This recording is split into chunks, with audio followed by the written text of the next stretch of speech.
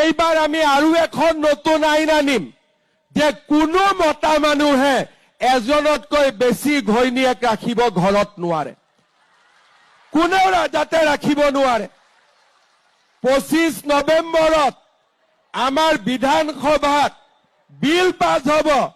কোনোবা মতা মানুহে যদি এজনতকৈ দ্বিতীয় বিয়া কৰাই 7 বছৰ জেলত থাকিব লাগিব। ভাল হ'ব নে বেয়া হ'ব? কেইগৰাকীমান বাইদেউ অলপ ভাল পাইছে যে বাচিলো আৰু বুলি। আজি মহিলাসকলৰ বাবে দৰকাৰী আমি সব কাম কৰিছো আৰু 25 নৱেম্বৰতে আমি আৰু এখন আইন আনিম যে আমাৰ যদি কোনোবা ছোৱালীক সৰু বয়সতে কোনোবাই লাভ জেহাদ কৰি পলাই লৈ যায়, বাপেকে মাকে সৈতে জেলত থাকিব লাগিব।